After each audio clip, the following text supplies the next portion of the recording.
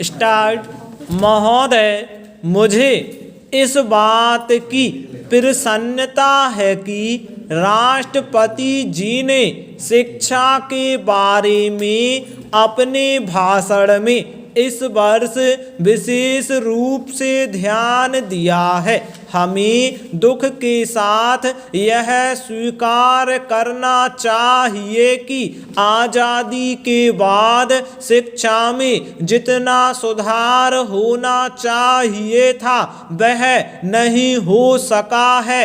उसके कुछ भी कारण हों, आर्थिक हों या दूसरे, लेकिन यह हमें मानना पड़ेगा कि शिक्षा के क्षेत्र में अभी तुरंत अमल में लाया जाना चाहिए। शिक्षा आयोग की रिपोर्ट में जो सिफारिशें हैं उनको योजना आयोग ने और भारत सरकार ने बुनियादी शिक्षा को स्वीकार किया है। मैं यह कहना चाहता हूँ कि अब वह समय नहीं रहा जबकि बुनियादी शिक्षा को केवल कुछ ही क्षेत्रों में चलाया जाए, कुछ ही बेसिक स्कूल खोले जाएं और बाकी स्कूल पुराने ढंग से चलते रहें।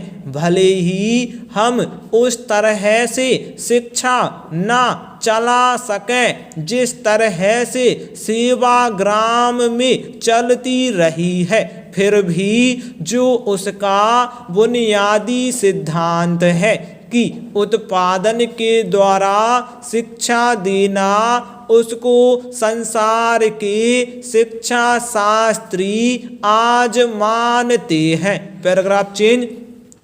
आज स्कूलों कॉलेजों की शिक्षा अच्छी नहीं है, यह सभी जानते हैं कि आज की शिक्षा बच्चों को बेकार बना रही है।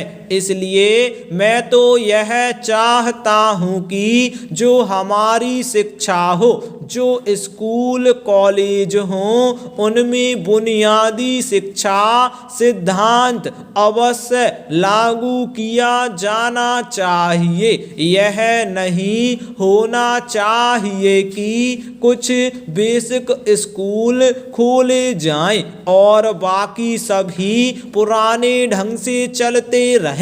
आज जो बच्चे हैं उनकी पढ़ाई रुक जाती है, वे कॉलेज में नहीं जा सकते। मैं समझता हूँ कि हमारा शिक्षा मंत्रालय इस बात की ओर पूरा ध्यान देगा ताकि राष्ट्रपति जी ने अपने भाषण में जो कुछ कहा है वह पूरा हो सके और शिक्षा के क्षेत्र में परिवर्तन हो सके। Paragraph change. हम अक्सर यह कहते हैं कि जब नई सरकार आती है तो नया झंडा होना चाहिए, लेकिन मैं समझता हूँ कि नई सरकार के आने के साथ नई शिक्षा का भी आना बहुत आवश्यक है। राष्ट्रपति जी के भाषण में दलगत जातियों के बारे में भी जिक्र किया गया है। मैं उसको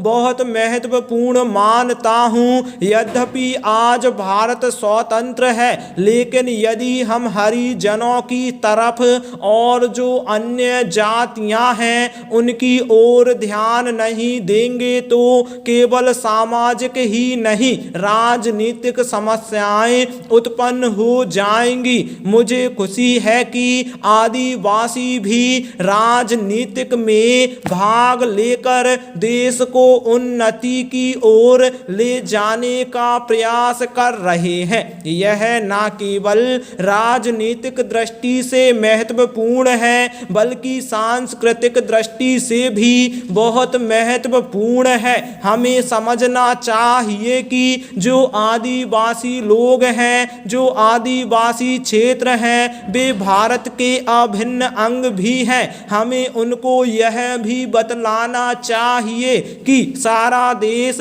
उनके कल्याण के लिए और उनकी भलाई के लिए प्रयत्नशील रहा है।